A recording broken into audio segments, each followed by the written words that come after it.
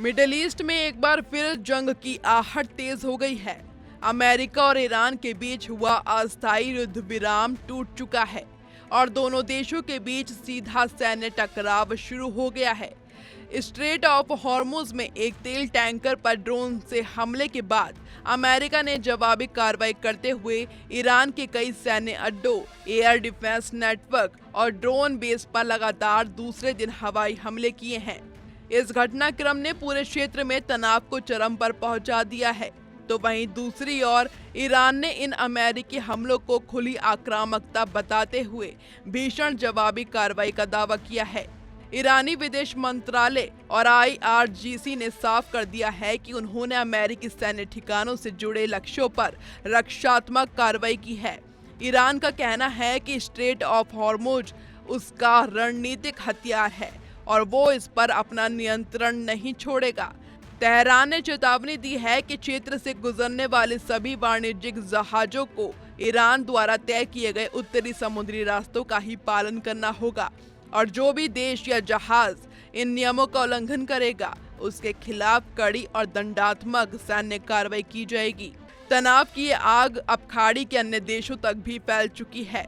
Iran के Islamic revolutionary guards corps यानी IRGC ने दावा किया है कि उसकी नौसेना और एयरोस्पेस फोर्स ने संयुक्त अभियान चलाकर कुवैत और बहरीन में मौजूद अमेरिकी सैन्य ठिकानों को मिसाइलों और ड्रोनों से निशाना बनाया है। बहरीन की राजधानी मनामा में अमेरिकी नौसेना के 5th फ्लीट ठिकाने पर हुए हमले के बाद पूरे देश में युद्ध के सायरन बज उठे हैं। उधर कुवैत ने भी पुष्टि की है कि उसकी वायु रक्षा प्रणाली ने आसमान में ही कई दुश्मन मिसाइलों और ड्रोनों को इंटरसेप्ट कर नष्ट कर दिया है, जिससे खाड़ी देशों में भारी दहशत का माहौल है। इस भीषण हमले के बाद कुवैत और बहरीन ने ईरान की इस हरकत पर बेहद तीखी प्रतिक्रिया दी है। कुवैत सरकार ने इसे अपनी संप्रभुता और क्षेत्रीय अखंडता का खुला उल्लंघन बताते हुए कहा कि वो अपनी रक्षा के लिए हर जरूरी कदम उठाने के लिए स्वतंत्र है। वहीं बहरीन के विदेश मंत्रालय ने ईरान के बैलिस्टिक मिसाइल और ड्रोन हमलों की कड़े शब्दों में निंदा करते हुए इसे क्षेत्रीय शांति के लिए सबसे बड़ा खतरा बताया है। बहरीन ने इस वैश्विक संकट पर चर्चा करने और ईरान को रोकने के लिए संयुक्त राष्ट्र सुरक्षा परिषद यानी UNSC की आपात बैठक बुलाने की मांग की है। पश्चिम एशिया के इस महासंकट के बीच इजराइल भी पूरी तरह से युद्ध मोड में आ गया है। इजरायली सेना ने दक्षिणी सीरिया के कब्जे वाले इलाके में कई हथियारबंद आतंकियों को मार गिराने का दावा किया है।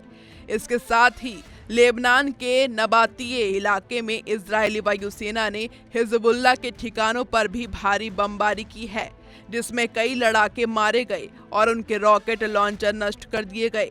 इजराइल के प्रधानमंत्री बेंजामिन नेतन्याहू ने लेबनान के साथ हुए सुरक्षा ढांचे को एक ऐतिहासिक उपलब्धि बताते हुए संकल्प लिया है कि हिजबुल्लाह के पूरी तरह निरस्त्रीकरण होने तक इजरायली सेना दक्षिणी लेबनान में अपना पूर्ण नियंत्रण बनाए रखेगी। इस बीच अंतर्राष्ट्रीय समुद्री संगठन यानी IMO ने चेतावनी दी है कि स्ट्रेट ऑफ हॉर्मुज के अंतर्राष्ट्रीय जलमार्ग में करीब 80 खतरनाक बारूदी सुरंगें हो सकती हैं, जिन्हें हटाए बिना सुरक्षित नौवहन असंभव है।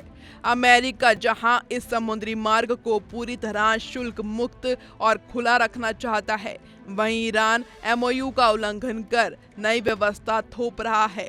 वैश्विक नौवहन सुरक्षा एजेंसियों ने इस रूट पर खतरे का स्तर बढ़ाकर सब्सटेंशियल कर दिया है।